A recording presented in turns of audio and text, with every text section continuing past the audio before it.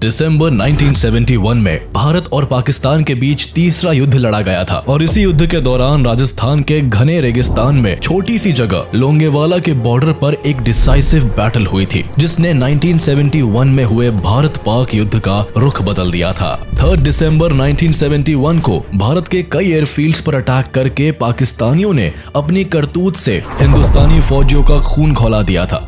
और अगले दिन 4 दिसंबर 1971 को जब भारत ने इस अटैक के जवाब में पाकिस्तान के ऊपर वॉर डिक्लेयर किया, तब पाकिस्तान ने वेस्ट साइड से भारत की सीमा से लगे लोंगेवाला पर सरप्राइज अटैक कर दिया। उन्हें लगा था कि भारत ने ईस्टर्न फ्रंट पर लड़ने में अपनी सारी शक्ति लगा दी है, वहीं दूसरी तरफ ये लोग वेस्टर्न फ्रंट से लोंगेवाला पर हमला करके रामगढ़ और जैसलमेर पर कब्जा जमा लेंगे। पाकिस्तान का इरादा वेस्टर्न सेक्टर में राजस्थान के बड़े से बड़े इलाके को कब्जा करके ईस्ट पाकिस्तान में हुई नुकसान की भरपाई करना था और वॉर के बाद भारत के साथ नेगोशिएटिंग टेबल पर बार्गेनिंग करना। लेकिन उन्हें कहाँ पता था कि थार के मैदान में मेजर कुलदीप सिंह चांदपुरी अपनी पंजाब रेजिमेंट के साथ दुश्मनों को धूल चटाने को तैयार बैठे थे। अपने बटालियन के 120 जवानों के साथ सर पर कफन बांधे पाकिस्तान के 2 से 3 हजार फौजियों के सामने आ खड़े हुए और उन्हें ऐसा सबक सिखाया कि दुश्मन ने फिर इधर पलटकर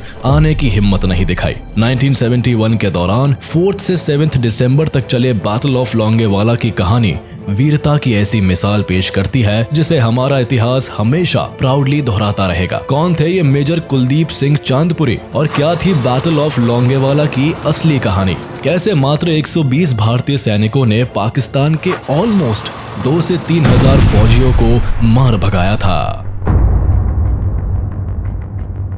साल 1971 तक ईस्ट पाकिस्तान के अंदर चल रहे सिविल वॉर अपनी सारी लिमिट क्रॉस कर चुका था। पाकिस्तान की भेदभाव की पॉलिसी से परेशान होकर ईस्ट पाकिस्तान के लोग एक अलग देश बनाने की मांग पर अड़े थे।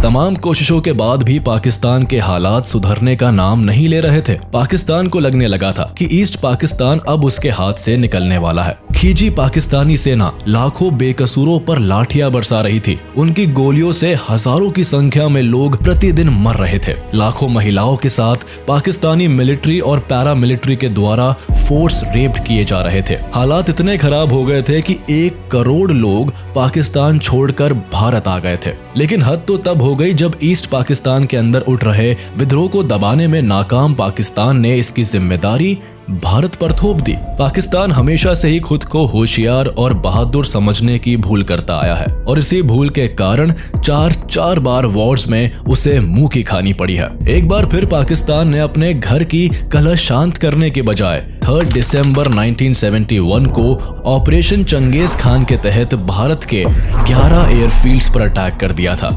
भारत को चूंकि पाकिस्तान की हरकतों का अंदाजा पहले से था और इसीलिए इंडियन आर्मी भी इस जंग के लिए तैयार थी। जवाब में भारत को भी वॉर में एंट्री लेनी पड़ी और 4 दिसंबर को भारत ने पाकिस्तान पर वॉर डिक्लेयर कर दिया। दोनों देशों के बीच चल रहे इस वॉर का मेन रीजन ईस्ट पाकिस्तान था, जो आज बांग्लादेश बन चुका है और इसी कारण से वॉर का मेन सेंटर भी ईस्ट पाकिस्तान और उसके आसपास का एरिया था।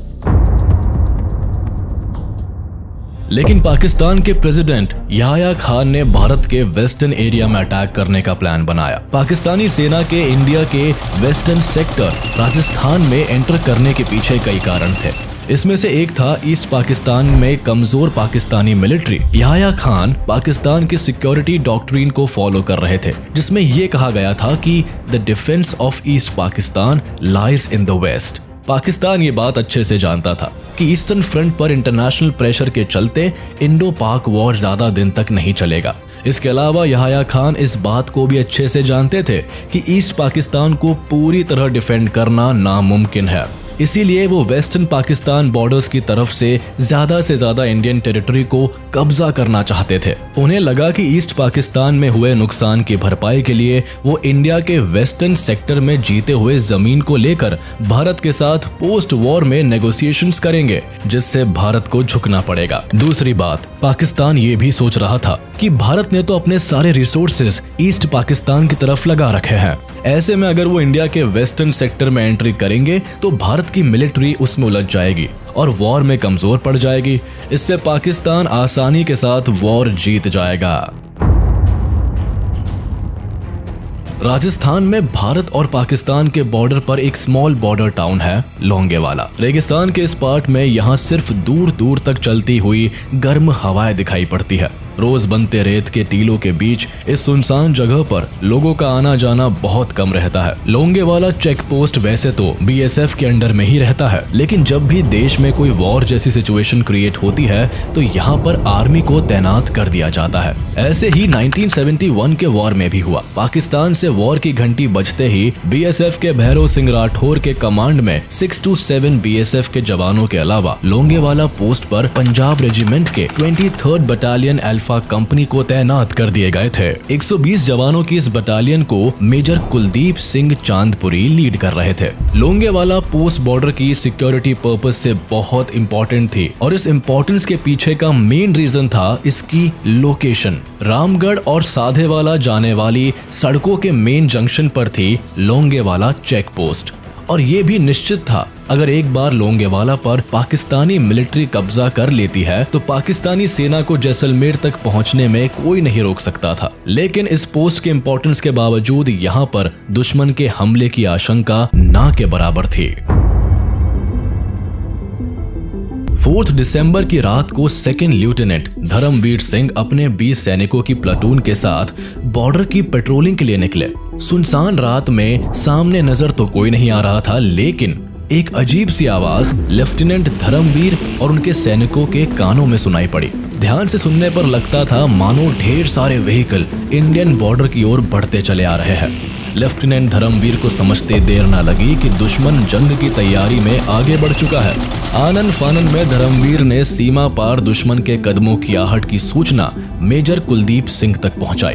मेजर कुलदीप सिंह भली भांति जानते थे कि ये चेक पोस्ट पाकिस्तान की भारी भरकम सेना से लड़ने के लिए काफी नहीं है। उन्होंने तुरंत पाकिस्तानी सैनिकों के आने की सूचना आर्मी हेडक्वार्टर को दी। मेजर चांदपुरी की बटालियन के पास लिमिटेड वेपन्स थे। उनकी टीम के पास 2 medium machine gun, 2 81 mm motor और 4 shoulder fired anti tank rocket launcher थे। इसके अलावा उनकी टीम में कुछ लोग ऐसे भी थे जो बारूदी सुरंगें बिछा सके और दूसरी तरफ पाकिस्तानी सेना के पास लगभग 3000 जवानों वाली एक ब्रिगेड थी। 4 बटालियन से भरी हुई पाकिस्तान की मिलिट्री पूरी तरह से भारत के वेस्टर्न सेक्टर को डिस्ट्रॉय करने के लिए निकली थी। उनके पास T-59 एंड शर्मन टैंक्स की एक पूरी रेजिमेंट थी। जवानों को एक जगह से दूसरी जगह आने जाने के लिए mechanized vehicle, 2 German shepherd dogs भी दिए गए थे जो लैंडमाइंस को खोजने का काम करते थे।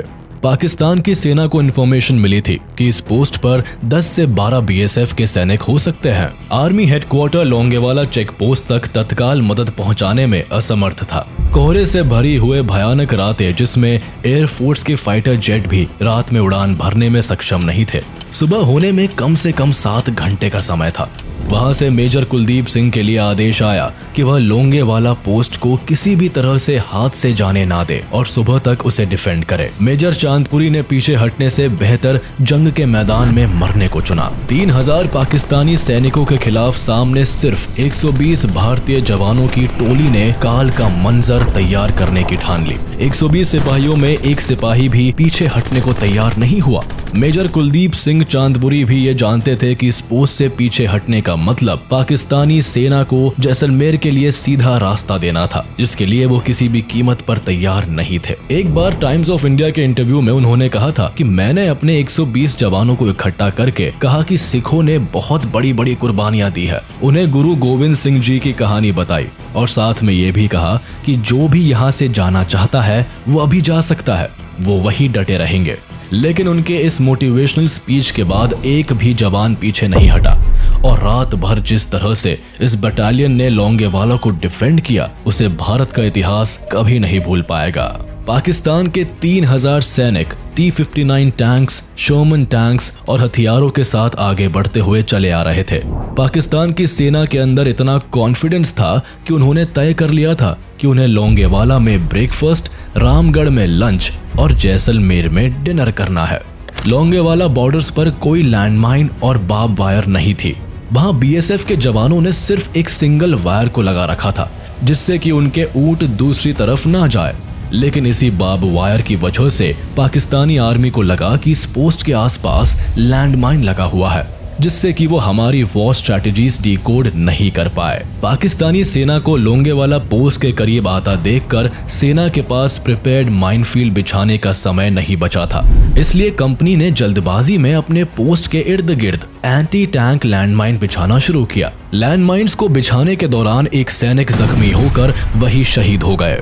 वहीं दूसरी तरफ 106 मिलीमीटर M40 रिकॉइल्स राइफल को हैंडल करने में हमारे एक और जवान शहीद हो गए, लेकिन तब भी हमारे जवानों का हौसला कम नहीं हुआ। पाकिस्तानी सेना ने लोंगेवाला पोस्ट के नजदीक आते ही रात के 12:30 बजे अपने टारगेट को आसान करने के लिए मीडियम रेंज आर्टिलरी गन से हमला शुरू कर दिया। इस हमले से BSF के 5 ऊंट तुरंत खत्म हो गए। पाकिस्तानी आर्मी को प्लान के अकॉर्डिंग 38 कैवलरीज और 206 इन्फेंट्री ब्रिगेड को लोंगेवाला पे कब्जा करना था, और अगर वो इस काम में अनसक्सेसफुल होते तो उन्हें बाकी के 206 इन्फेंट्री ब्रिगेड के आने का इंतजार करना था और अपना काम खत्म करना था। 22 कैवलरीज और 38 बलोच को लोंगेवाला से सीधे निकलते हुए रामगढ़ की तरफ बढ़ना था। बाकी के 51 इन्फेंट्री ब्रिगेड को उनका पीछा करना था। बॉर्डर क्रॉस करने के बाद 38 कैवलरीज के अधिकांश टैंक्स या तो खराब हो गए या रेत में फंस गए। पाकिस्तानी वॉर स्ट्रेटजीज की प्लानिंग यहाँ फेल हो गई थी, क्योंकि उन्हें इस बात का एहसास नहीं था कि Sharman and T-59 Chinese tanks नरम रेत पर बहुत ही धीमी गति से चलेंगे। ये टैंक्स इस तरह के स्विफ्ट ऑपरेशन को पूरा करने के लिए नहीं थे। ऐसी कंडीशन में लोंगेवाला से रामगढ़ की पक्की सड़क तक केवल 2 टैंक्स ही पहुंचे। 38 कैवलरी के स्लो प्रोग्रेस को देखकर 18 इन्फेंट्री डिवीजन के कमांडिंग ऑफिसर ने आगे की टुकड़ियों का दौरा किया और 22 कैवलरी एंड 38 बलोच को आगे बढ़कर लोंगेवाला को कब्जा करने का आदेश दिया। इसी बीच रात के 2:30 बजे तक इंडियन आर्मी के 2 जीप 106 मिलीमीटर की RCL गन्स के साथ लोंगेवाला पोस्ट पर पहुंच चुकी थी।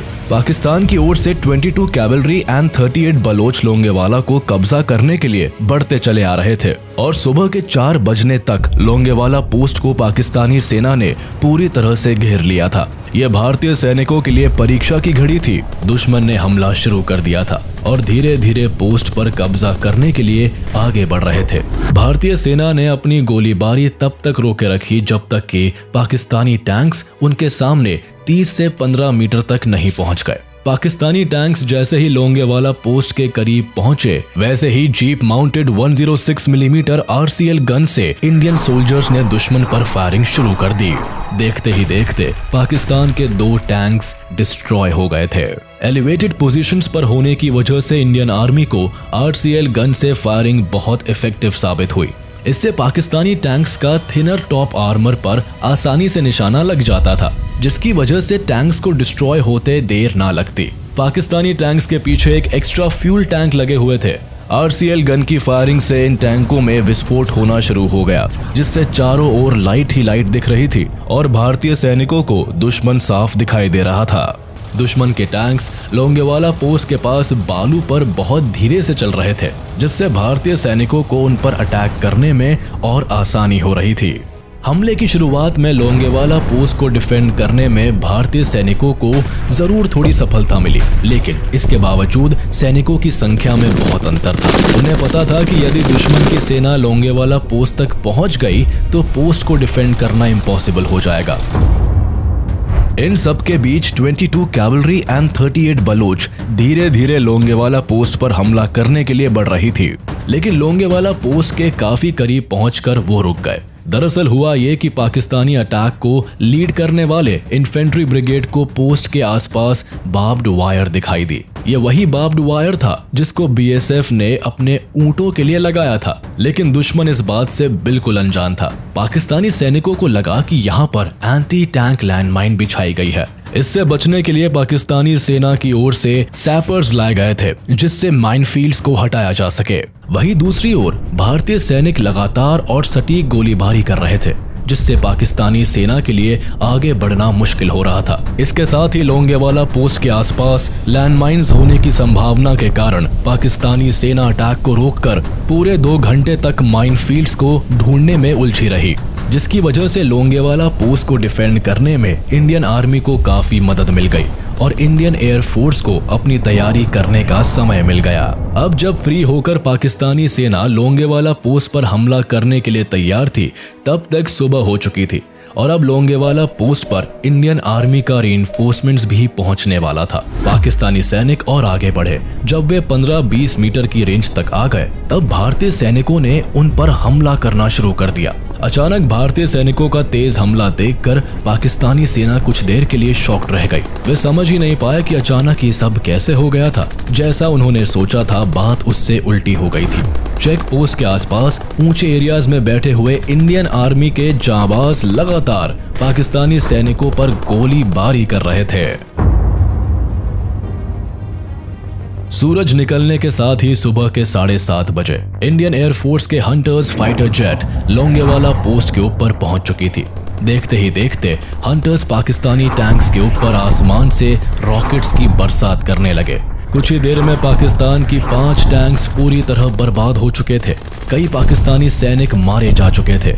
इंडियन एयरफोर्स का हमला इतनी तेज था कि पाकिस्तानी सैनिकों को जहां मौका मिल रहा था जान बचाकर भाग रहे थे। पाकिस्तान की पूरी मिलिट्री तितर बितर हो चुकी थी। इसके बाद इंडियन एयरफोर्स के हंटर्स हमला करके वापस लौट गए, लेकिन हंटर्स के जाने के थोड़ी देर बाद ही पाकिस्तानी सैनिक फिर से लोंगेवाला पोस्ट पर हमला करने के लिए तैयार होने लगे। उन्हें लगा कि अब इंडियन एयरफोर्स के पास रॉकेट्स की कमी हो गई, जिससे अब ये वापस नहीं आएंगे। अटैक शुरू ही हुआ था कि आसमान में फिर से हंटर्स मंडराने लगे। ये बैटलफील्ड में दूसरी इंडियन एयर स्ट्राइक थी। इस बार दुश्मन के 6 टैंक्स को पूरी तरह से डिस्ट्रॉय कर दिया और उनकी इन्फेंट्री ब्रिगेड पर भी अटैक किया। कुछ ही देर में हंटर्स अपने साथ जितने रॉकेट्स लाए थे बरसाकर वापस लौट रहे थे। इंडियन एयरफोर्स के विमान फ्यूल और रॉकेट भरने के लिए जैसलमेर तक जाते, लेकिन पाकिस्तानी सेना समझने लगती कि अब ये वापस नहीं आएंगे। सुबह के 8 बजे तक इंडियन आर्मी के 12 infantry division of southern command के 20th लांसर्स के एक स्क्वाड्रन अपने AMX-13 टैंक्स और कुछ रशियन T-54 टैंक्स को लेकर लोंगेवाला पोस्ट पर पहुंच चुके थे। इस इन्फेंट्री को कमांड करने वाले कोई और नहीं बल्कि कर्नल बावा गुरबचन सिंह थे। इसके अलावा 17th बटालियन राजपुताना राइफल्स भी लोंगेवाला पोस्ट पर पहुंच गए थे। अब पाकिस्तानियों के छक्के छुड़ाने के लिए भारतीय सैनिक अपने टैंक्स को लेकर तैयार बैठे थे। सुबह के 9 बजे एक बार फिर से पाकिस्तानी सेना की 2 कंपनीज ने लोंगेवाला पोस्ट पर हमला करने की तैयारी कर ही रहे थे कि पाकिस्तानी मिलिट्री ब्रिगेडियर तारिक मीर ने हमले को कैंसिल करके पाकिस्तानी सैनिकों को अलग अलग बिखर जाने का आदेश दिया। दोपहर के आसपास पाकिस्तानी सेना की 22 कैवलरीज और 38 बलोच कुछ दूर वापस गए, जहां पहले से 51 इन्फेंट्री ब्रिगेड मौजूद थी। लेकिन इस दौरान भी हंटर्स ने दुश्मन पर हमला करना बंद नहीं किया। पाकिस्तानी सैनिक हंटर्स के आते ही दुबक जाते और फिर से हमले की तैयारी करने लगते। ऐसे में इंडियन हंटर्स पूरे दिन पाकिस्तानी सैनिकों को खदेड़ते रहे। कुछ ही देर बाद भारतीय सेना ने बढ़त हासिल करने के लिए पाकिस्तानी सेना के ऊपर 20th lancers and 17th battalion of Rajputana rifles ने अपना जवाबी हमला शुरू कर दिया। 5 दिसंबर की दोपहर तक पाकिस्तानी सैनिकों को पीछे हटने के लिए मजबूर होना पड़ गया। पाकिस्तान के 36 टैंक्स पूरी तरह तबाह हो चुके थे, जिसमें से 22 टैंक्स हंटर्स के अटैक से और 12 tanks ground anti tank fire से डिस्ट्रॉय कर दिए गए थे और 2 टैंक्स को कैप्चर कर लिया गया था। 100 से ज्यादा व्हीकल्स को डिस्ट्रॉय कर दिया जाता है। 120 पाकिस्तानी सैनिक मारे जा चुके थे। भारी तबाही के बाद भी पाकिस्तानी हेडक्वार्टर इस बात को मानने के लिए तैयार नहीं थे कि इतनी बड़ी संख्या में गए सैनिक कैसे आगे नहीं बढ़ पा रहे थे। अब पाकिस्तानी बटालियन को लीड कर रहे तारिक मीर को ऑर्डर दिया गया कि वह जैसलमेर और रामगढ़ जाने का प्लान कैंसिल करके पहले लोंगेवाला पोस्ट को कैप्चर कर ले। तारिक मीर ने वापस हेडक्वार्टर को बताया कि हमारी सेना लोंगेवाला तक पहुंचने के लिए भी काफी नहीं है, इसलिए आगे बढ़ना बहुत मुश्किल काम है। इसी रात पाकिस्तान की ओर से पाकिस्तानी पंजाब की 2 और बटालियंस लोंगेवाला बैटलफील्ड पर भेजी गई। रात में ही एक बार फिर पाकिस्तान की सेना ने वॉर का प्लान तैयार कर लिया। 6 दिसंबर 1971 की सुबह 3 बजे तारिक मीर को ऑर्डर दिया गया कि वो 22 कैवलरी की स्क्वाड्रन को फायर सपोर्ट दे, लेकिन तारिक मीर मामले को समझ चुका था। उसने आगे बढ़ने से साफ इनकार कर दिया और उन्होंने अपनी 51 ब्रिगेड की सेना को वापस ले जाने का मन बना लिया था। 6 दिसंबर को लगभग दोपहर में एक बार फिर से हेडक्वार्टर ने पाकिस्तान की पूरी बटालियन को वापस लोंगेवाला से जैसलमेर की ओर आगे बढ़ने का आदेश दिया, लेकिन शाम होते होते हेडक्वार्टर को भी रियलाइज हो गया था कि इस वॉर में पाकिस्तान पूरी तरीके से अपना कंट्रोल खो चुका है। इसलिए मजबूर होकर हेडक्वार्टर ने अपने लास्ट ऑर्डर में पूरी सेना को वापस बुला लिया। 7 दिसंबर से 11 दिसंबर के बीच पाकिस्तानी सेना धीरे धीरे करके बॉर्डर की तरफ बढ़ रही थी, लेकिन इस बीच भी इंडियन एयरफोर्स का कहर थमा नहीं था। जहां भी पाकिस्तानी सेना या टैंकर्स दिखते, एयरफोर्स के हंटर्स अपना अटैक शुरू कर देते और इस तरह पाकिस्तान लोंगेवाला का वॉर बुरी तरह हार गया था। इस लड़ाई में पाकिस्तान के 36 टैंक्स भारतीय सेना ने तबाह कर दिए थे।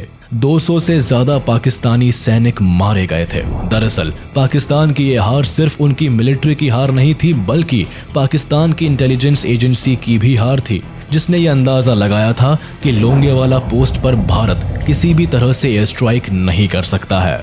इन 3 दिनों में लोंगेवाला का मैदान धधक उठा था। चारों तरफ बस धुआं दिखाई दे रहा था। भारतीय जवानों के आगे पाकिस्तानी सेना समझ नहीं पा रही थी कि क्या हो रहा है। बिलबिलाए पाकिस्तानी सैनिक इधर उधर भाग रहे थे। ऐसा लगता था मानो वो इंडियन एयरफोर्स से अपनी जान की भीख मांग रहे हो। लोंगेवाला वॉर के दौरान Jaisalmer station commander air marshal MS बावा बताते हैं, 1971 के इंडो पाकिस्तानी वॉर की सबसे बड़ी लड़ाई लोंगेवाला में हुई थी, क्योंकि पाकिस्तान ने इतनी तैयारी के साथ कहीं भी अटैक नहीं किया था।